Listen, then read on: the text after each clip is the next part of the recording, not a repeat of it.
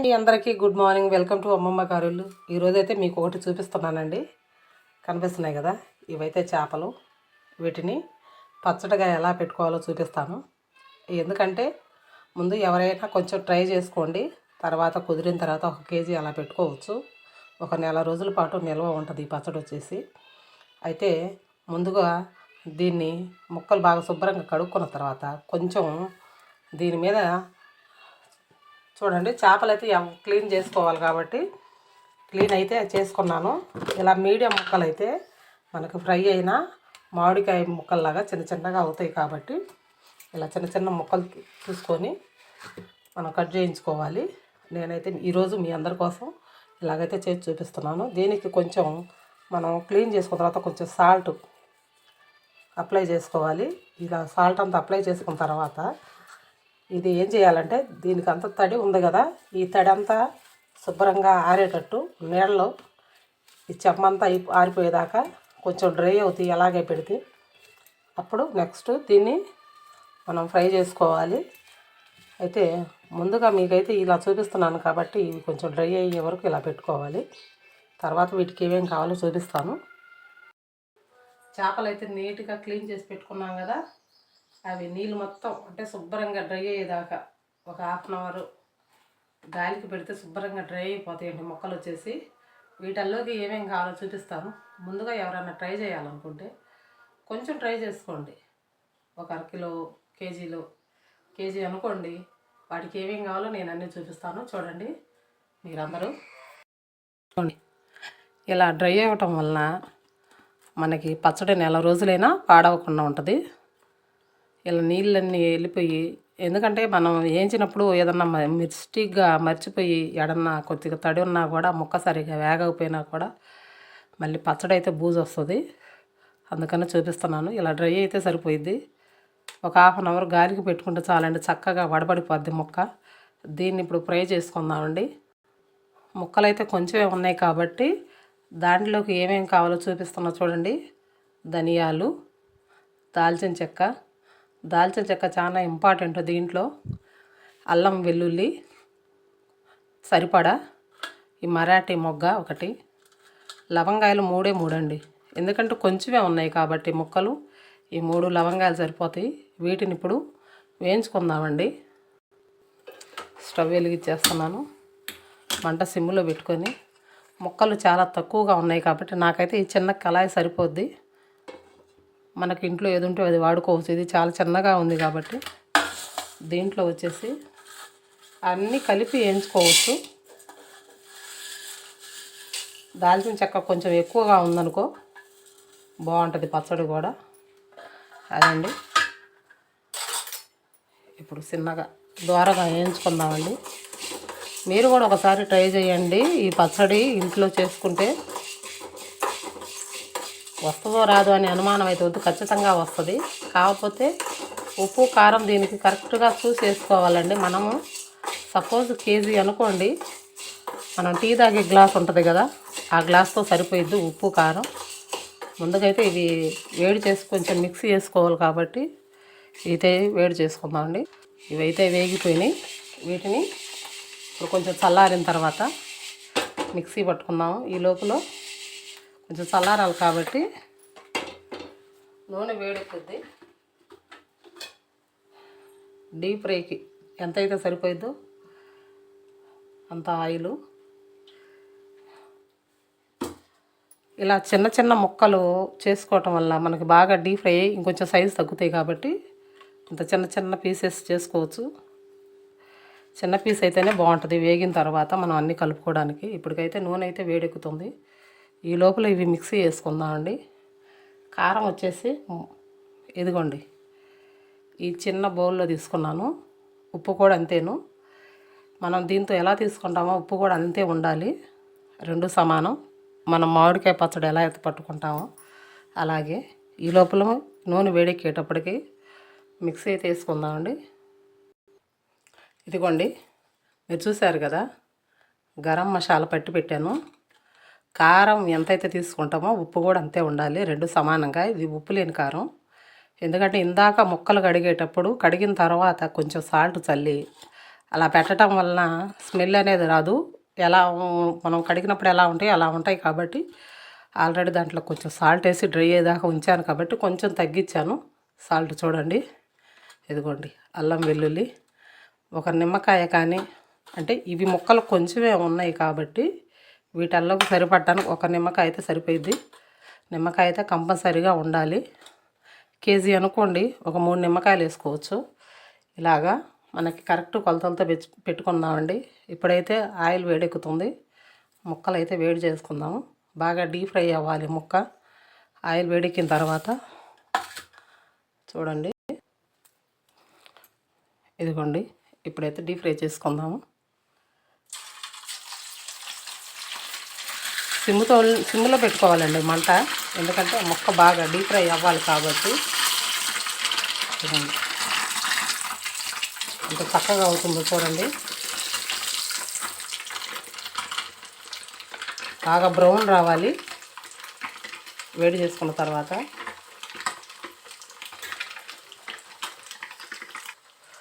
ముక్క మాత్రం చాలా డీప్ ఫ్రై అవ్వాలి. ఇప్పుడు లైట్గా బ్రౌన్ అవుతుంది చూసారా. వాటర్లో వాటర్ ఏమి ఉండదు కాబట్టి పచ్చడి అయితే చాలా బాగుంటుందండి. మీ అందరికీ నచ్చితే మా ఛానల్ లైక్ చేయండి, షేర్ చేయండి, కామెంట్ చేయండి. చక్కగా తినవచ్చు. 20 రోజుల దాకా ఇబ్బంది ఏమి ఉండదు. తర్వాత టేస్ట్ మారిపోతుంటుంది. ఎందుకంటే ఇవి పచ్చాపలు కాబట్టి ఎక్కువ రోజులు నిలవ ఉండదు. నెలలోపు శుభ్రంగా తిని మళ్ళీ ఫ్రెష్గా పెట్టుకోవచ్చు చేపల పచ్చడిని. చికెన్ పచ్చడి కూడా అలాగే చేసుకోవచ్చు. మనం వాటిలో వేసే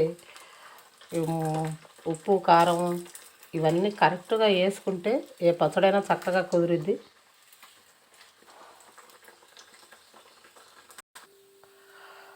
ఈ ముక్క ఇలా ఏగిపోయింది కదా, ఇంకా కొంచెం ఏగనిద్దామండి. ఎందుకంటే లోపల ఏమన్నా పచ్చి ఉన్నా కాస్త డీప్ ఫ్రై అయిపోయింది.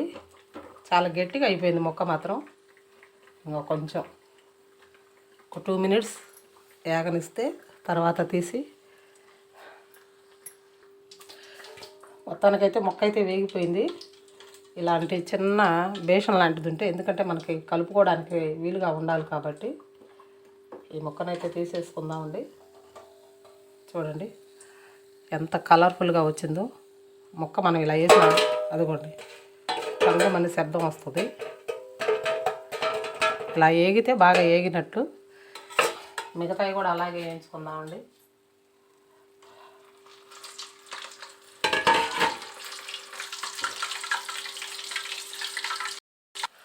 మనకి మసాలాలు వేసుకోవటం చాలా ఈజీ, కాకపోతే కొంచెం ముక్కలు ఫ్రై అవ్వడానికి కొంచెం టైం పడుతుంది. సిమ్లో పెట్టుకొని చాలా జాగ్రత్తగా వేయించుకోండి. చూడండి ఇలా అంటే గలగలమని టంగు అంటున్నాయి. ఇలా డీప్ ఫ్రై అయితేనే బాగుంటుంది. బాగా బ్రౌన్ వచ్చేసినాయి. ఇలాగా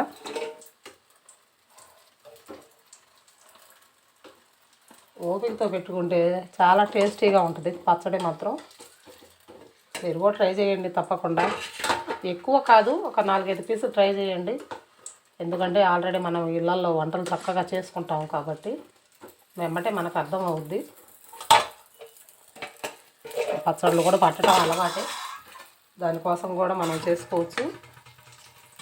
ఎంత కారం, ఉప్పు అని ఏదైనా సరే. ఒక కేజీ అనుకోండి, మనం టీ తాగే కప్పు అంత కారం, ఉప్పు సరిపోద్ది.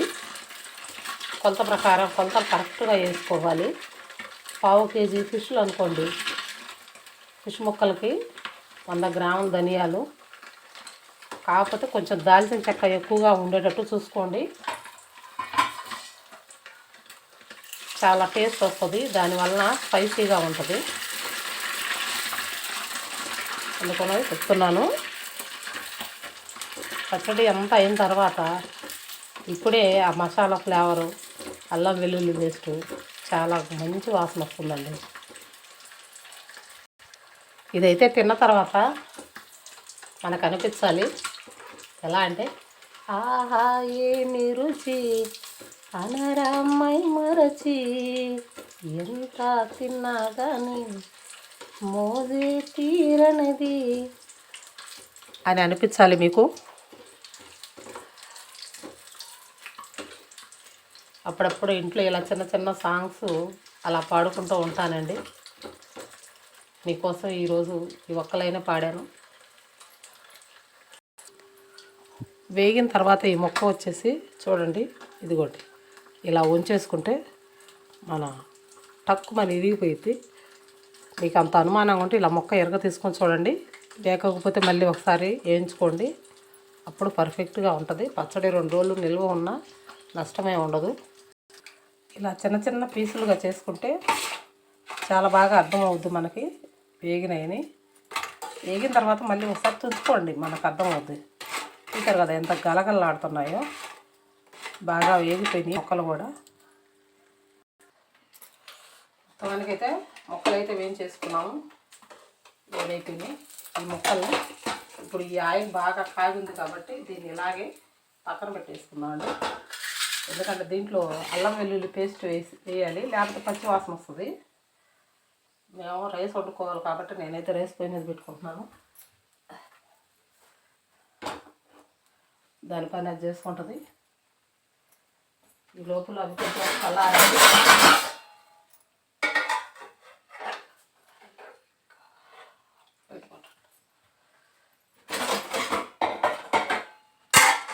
ఇదిగోండి, దీంట్లో వచ్చేసి గరం మసాలా చూస్తున్నారు కదా. ముక్కలు వేడిగా ఉన్నాయి కాబట్టి ఇవి వేసుకోవాలి.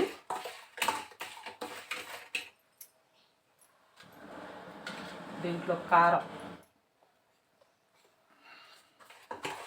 మనం వంట చేసేది అర్థం అవుద్ది కాబట్టి మనకి ఎంత కారం అయితే సరిపోయిద్దో అంత కారం వేసుకోవచ్చు.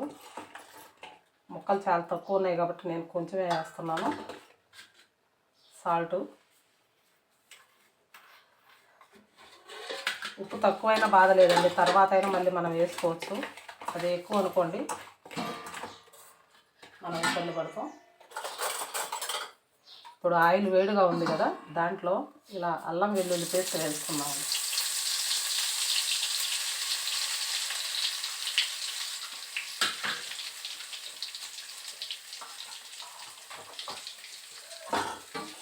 ఈ వేడికి ఇది పచ్చివాసన అంతా పోయిద్ది కాబట్టి ఇలాగా కనిపిస్తుంది కదా. చాలా సింపుల్. ఈ వేడికి ఈ స్మెల్ అంతా పోయి ఖచ్చితంగా మనకి పచ్చివాసన అంతా, ఎందుకంటే ఆల్రెడీ నూనె అంతా కాగి ఉంది, దానివల్ల ఇబ్బంది ఏం లేదు. ఇది ఇలా పక్కన పెట్టేసుకున్నాం. ముక్కలైతే ఇలా కలుపుకోవాలి. ఇదంతా వచ్చేసి మీకు నిమ్మరసం అయితే కంపల్సరీగా ఉండాలి. చూడండి, దీంట్లో అల్లం వెల్లుల్లి పేస్ట్ వేసుకున్నాము. మనం డీప్ ఫ్రై చేసిన ఆయిలే. దీన్నంతా ఇప్పుడు ఇది చల్లారిపోయింది, దీన్నంతా ఇలా వేసేసుకుందామండి.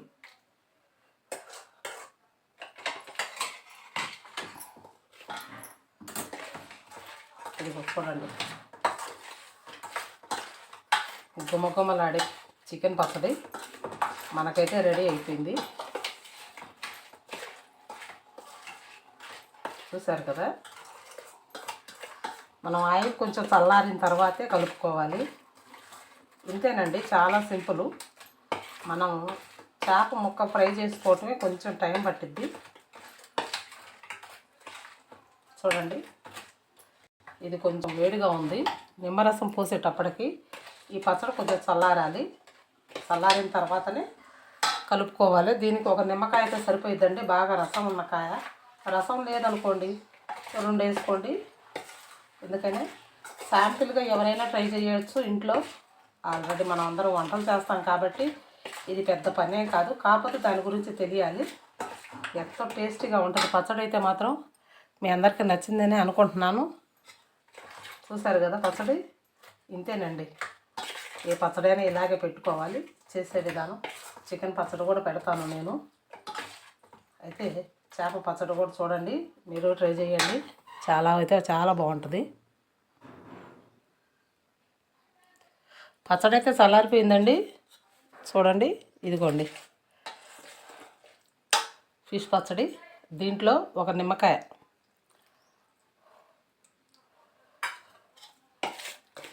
ఎందుకంటే ముక్కంతా లాక్కోవాలి కాబట్టి. చూశారు కదా ఎంత బాగా వస్తుందో పచ్చడి మాత్రం. ఇప్పుడు వేడి వేడి అన్నంలో ఒక ముక్క వేసుకొని తింటే ఉంటుంది. మీ అందరికీ నచ్చిందని అనుకుంటున్నాను. లైక్ చేయండి. ఇదంతా ఒక గిన్నెలో తీసుకుందాం, ఎందుకంటే వేడి చల్లారిన తర్వాత మనమైతే ఒక బాక్స్లోనైతే పెట్టుకోవాలి దీన్ని. చాలా సింపుల్ అండి. నచ్చితే లైక్ చేయండి. బాయ్. మొత్తానికి పచ్చడిని ఒక చిన్న గిన్నెలోకి తీసుకున్నానండి. మీకు ఒకవేళ పచ్చట్లో ఆయిల్ సరిపోలేదు అనుకుంటే కొంచెం వేడి చేసుకొని ఆ వేడి చల్లారిన తర్వాత చక్కగా ఆయిల్ కలుపుకోవచ్చు. మొత్తానికైతే పచ్చడి అయితే రెడీ అయిపోయిందండి. చూడండి ఎంత కలర్ఫుల్గా ఉందో పచ్చడి.